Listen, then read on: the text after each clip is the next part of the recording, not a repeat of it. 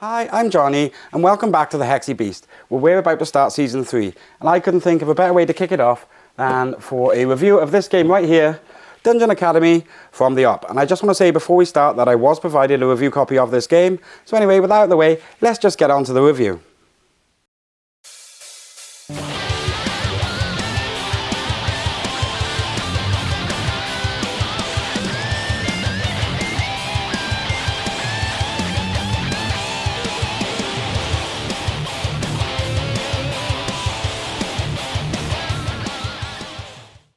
Okay, so this is Dungeon Academy. Get ready to graduate from the most renowned academy in the realm. Monsters, potions and loot await discovery in every room. Be quick with a pen and you'll plan to master every level. Surpass the heroes and earn the most glory to receive a diploma from the Dungeon Academy and win. Anyway, let's crack it open and set it up, shall we? Okay, so the first thing we're going to need is the scorebook, and then as well as that we're going to shuffle these loot cards and put them out in a pile nearby. And we're also going to take these character cards and shuffle them and place them down by there. And before we start, what we're going to do is we're going to take these cards with the numbers on them and we're just going to put them back in the box because we won't need them in the solo game. Then we're going to take this funky little dungeon dice tray which has a lid and a grid. And we're also going to take the 16 dice that we're going to need to start the game, and we're going to place them nearby as well. Okay, so then we're going to take this labyrinth die and this boss die, and we're just going to place them nearby for use later on in the game. Now, after shuffling this deck, I'm going to choose a character card from the top of it. And in this case, we've got a rogue. And we have 4 health and 4 mana. And if you look, we start the game with 2 loot cards. So let's draw them now. Let's see what we get. So we get this great blue potion, which means I can discard it to gain 2 blue. And we also get this treasure map, which means I can draw a mark in a space on the next level. If I move through it, I gain 2 gold. Ooh, nice. Okay, so the last thing we need is a pencil to draw on the board with. And I'm also going to open this timer app for the game and put it off to the side. We generally won't be paying too much attention to that, but I do need to set the timer on that, as each round is going to be a minute long on the easy setting. So I'll get on with that now, and then I'll show you how we start a round. Okay, so we're about ready for round 1, and what we're going to need to do is take these 16 dungeon dice and roll them into the dice tray like so, and then we're just going to line them up until they form a grid. Then what we do is we take this and we put it on top, and we flip it over, but we don't lift it now. When we do lift it will be when we start the timer. Okay, so now what we're going to do is we're just going to create a supply of these double-sided red and blue tokens here. And as you can see, we're then going to place them on our character as their health and their mana. Just like this. Okay, so the way that Dungeon Academy works is that we're going to be going through 4 floors of a dungeon in order to get the most points and complete objectives along the way. The way a game will work is that first we're going to reveal the dice in here and start a timer. Then we're going to be tasked with drawing a path through, basically following 3 golden rules, which are we have to come in from an edge, we have to come out from another edge, and we cannot go through the same space twice. So apart from that, there's not really much to worry about. But the way it'll work is that based on the dice that happen after we draw our path, this little guy will come out and he'll basically mark us on our journey, and if we survive, we'll gain loot and move on to the next dungeon, and if we don't survive, we're going to move on to the next dungeon without even scoring our floor. So let's just get on with round 1 and lift our top and start the timer, shall we? Okay, we're ready to go, and I think the time I'm going to use is easy, so let's just lift this and press easy. Okay, the clock has started ticking. Right, first thing I'm going to do is I think I'm actually going to enter in through here. So that's going to be 1 blue that I'm going to gain back there, 1 red, 2 red, 1 red, another blue that's not going to be much use, take 2 there, 1 there, 1 there, and 1 there, and then come out by here. So just to mark that, I'm going to make sure that I know which way I came in and which way I went out. As you can see, I've still got quite a lot of time left. I'm only going on easy mode purely so to make sure I've got enough time to explain what I'm doing as I go through. So now, let's move on to the next phase and start marking our path.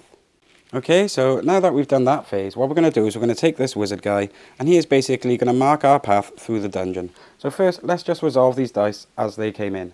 So first I came in by here, which is a blob, which will basically cost me 1 blue. and I'll put that in this space here to show that I've scored 1 blob. Then if we look at my path, I take a step to the left, which gains me a potion. So I'll take a blue from the supply and add it back to my mana pool. Then, if you look, I go down right to the bottom. So that's going to be 1 red, 2, 3 red. So that's 1, 2, and then we take the other one because there was 2 health for the bigger guys. And we put that back in the supply. So that's me losing 3 health, and then I'm going to go over this red potion again, which is going to get me 1 back from the supply. Then if we look at my board, I go across 2 spaces, so that's going to get me 1 blue, which I already full, so I don't get it. And then what's going to happen is I'm going to go through this guy, who's a big blue guy. He's going to take 2 off me. One of them is going to go in this space by here to denote that we've gone through him. Next, we are going to be going up, which is going to get us 1 blue back by here. Then we're going to be going through another blob, so that's going to get us another one of these. And then our final space on the way out is just 1 more red, which is going to get us another blob. And that is basically our route out of the dungeon. Now let's score our sheet. Okay, so the first score we need to write is in this box here, and that is 1 per token we've collected, which in this case would be 6.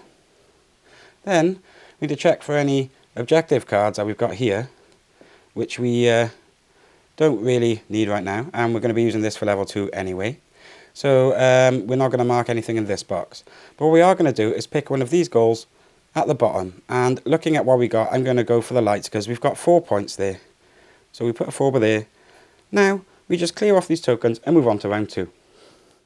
But before that, what we do is we draw 2 loot cards and choose 1 to keep for us. And if we can look here, let's see what we got. We can start your path on any space, that could be useful, or we can finish our path on any space. That's I'm going to go for the start on any space. We might not use it, but I'll take it anyway. So I'm just going to lay that with the other loot cards.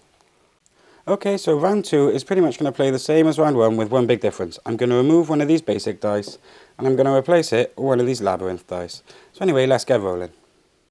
Okay, so we got all our dice, and we're just going to roll them in the tray. Any old order, it don't really matter, we have to flatten them out anyway. So we're just going to roll them all in, like so, making sure that every space is, almost forgot one, and we're going to throw that one in there, there we go. Okay, so we're pretty much ready for round 2, and I've marked our remaining health and mana on the sheet by here, which I forgot to do last time. So we're just going to clear these tokens off, and basically as soon as we lift this, I'm going to start the timer again, and we're going to get started. Okay, so we're pretty much ready for round 2. And before we start, I'm going to use this treasure map card to mark this space by here, meaning that if I cross through it, I'm going to gain +2. And I'm pretty much guaranteed to go through it because I've got this teleportation ring, which I'm going to label aside. Now, as soon as I lift this, I'm going to start my timer and get placing. And here we go. So, let's see what we got. Oh, nice. The space I marked happens to have some loot in it. So I'm going to start here. I've only got 1 red, so I haven't really got much choice. So I'm going to go here to gain 2 blue back, then spend those blue. That leaves me with 2 blue, but I can't go through the red. So I'm just going to have to exit by here by the looks of it. So, yeah, okay, so that's actually going to be the end of my round 2, and we're going to score that. So let's get on to that part of the turn. Okay, so the same as in round 1, what's going to happen is this guy is going to mark our journey through the dungeon. And in this case, we started by here, which is going to gain us 1 gold to start. So that's going to be, my path started by there, so I'm gaining 1 gold, because I can start on any space, and because I drew the mark in the space using the treasure map, that's going to be actually going to be 3 gold. So that's 3, plus a blue for that potion. Then we're going to defeat one of the bigger guys, so that's going to lose us 2 health, and gain us one of these, which I've already put up there. And then we're going to go up again, and that's just going to be another blob, which is going to go by here. And then we're going to exit the dungeon. So let's score this up. Okay, so now it's time to score our sheet. We didn't do that good this time, as we actually only got 2 main points.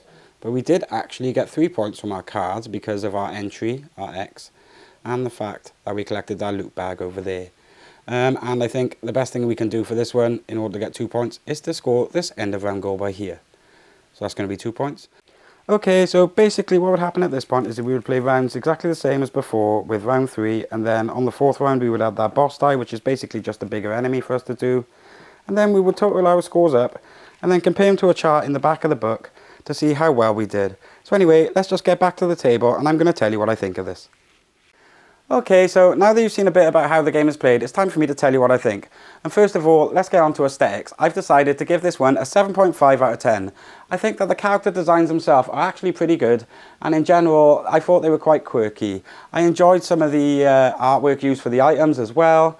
I thought the dice were nice and printed. It was nice to have custom dice with anything really. I'm generally happy about that.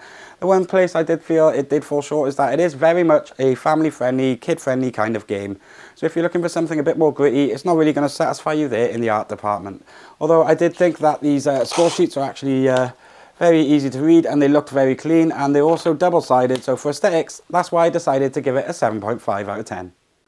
Okay, so that brings us on to gameplay, and in this case I've decided to give it a 6 out of 10. That's mainly because although I did find the puzzle interesting and I found it quite challenging, once you take those timers away there really isn't much challenge there at all. Plus I also find that the game relies on that timer so heavily that the difficulty changes really didn't affect the score, so I thought that was kind of different. Also, I know that tier-based scoring systems are not to everyone's taste, but I personally did enjoy its light dice gameplay. I enjoy roll and writes, and I thought this was quite an interesting take on the roll and write, so that's why I've decided to give it a 6 out of 10 for gameplay.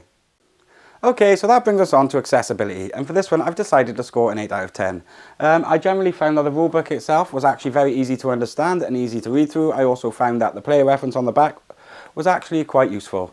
So that's one of the reasons I've given it a high score for accessibility. I found that because it's quite light as well, it's also quite easy to get to the table. It plays quite quick, so it's also scored another point there. I found though that sometimes the timer in the app would kind of have a weird sound glitch where if you ended it early, it would still sound off at the end of the original timer, which meant sometimes when I was in round 2, I would have the ticker going off for the timer I set in round 1.